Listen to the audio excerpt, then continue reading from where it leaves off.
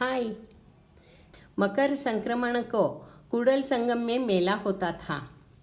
उसी दिन आश्रम में विद्यार्जन पूरा किए हुए शिष्यों का प्रस्थान समारंभ रखा जाता था।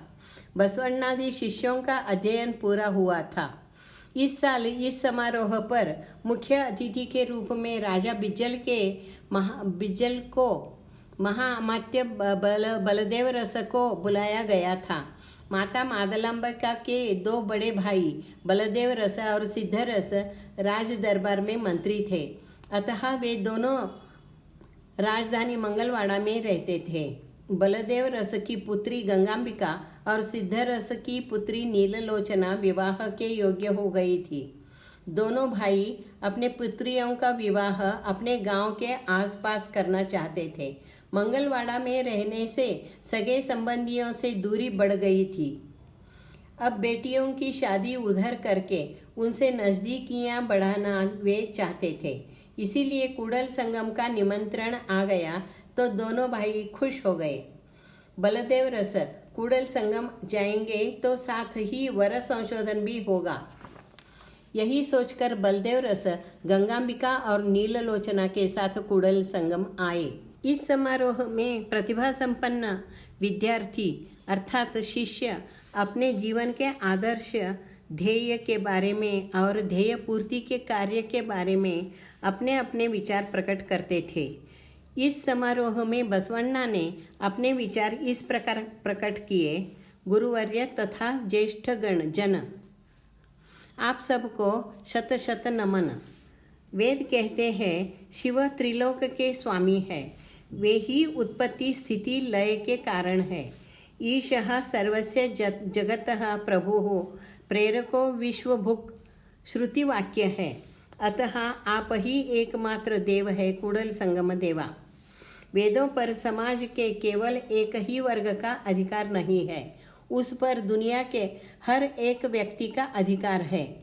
वेद श्रुति स्मृति पुराणों का भाषांतर करके समाज के हर वर्ग हर घर हर व्यक्ति तक पहुंचाने का मेरा प्रयत्न है। इसीलिए मैंने अपने भाषण की शुरुआत इस वचन से की है।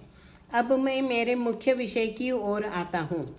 हमारी ज्ञान परंपराओं का सर्वांग अभ्यास करने पर मालूम हुआ कि उन्होंने जगत को मिथ्या माना और इस तरह वे यही कहने की कोशिश करते हैं कि सर्वम दुखम सर्वम क्षणिकम, अर्थात यह जग दुखमय है, नश्वर है, भ्रम है।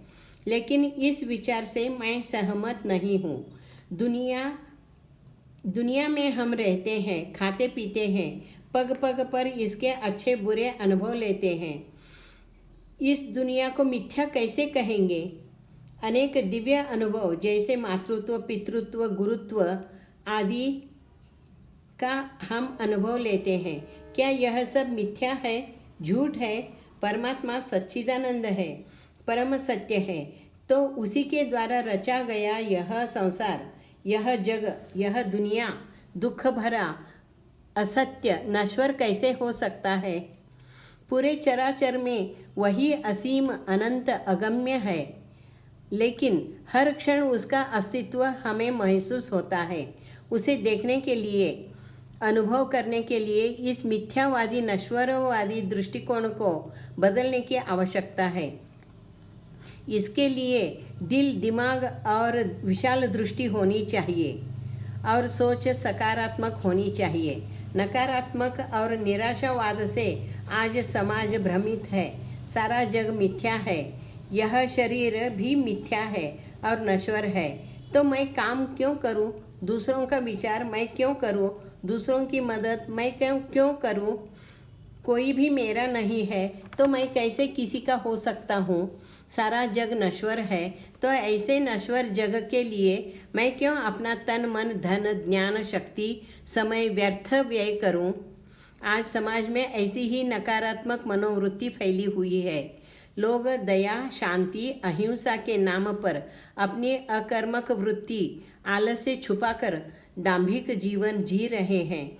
ऐसे ही है, सभी ऐसे नहीं है, लेकिन गुरु अगर आत्मानंद के सागर में तृप्त भाव से डोलता रहता है तो शिष्य वृंद अतृप्त भावनाएं मन में दबाकर गुरु की नकल करते हुए डोलते रहते हैं।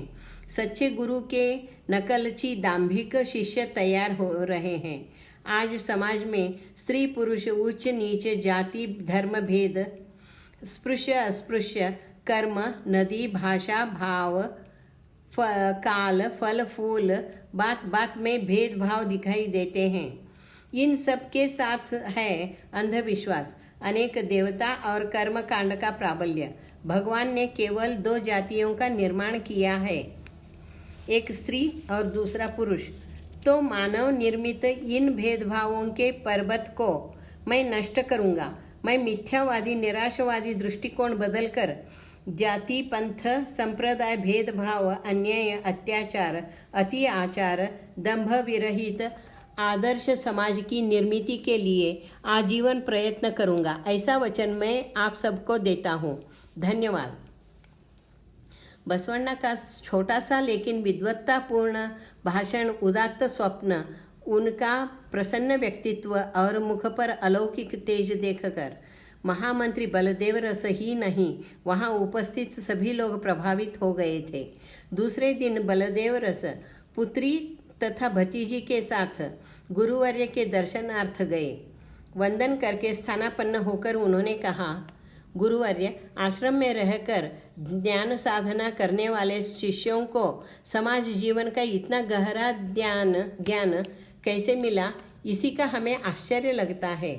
गुरु महाअमात्य, ज्ञान का व्यवहार में प्रयोग हुआ तो ही उस ज्ञान का उपयोग लाभ है। संपादित ज्ञान का खुद के लिए और समाज की उन्नति के लिए उपयोग होना चाहिए। शिष्यों की वैचारिक क्षमता बढ़ने के लिए उन्हें जीवन ध्येय मिले, इसलिए हम उन्हें आसपास के ग्रामों में प्रवचन, कीर्तन, प्रबोधन के लिए भेजते हैं।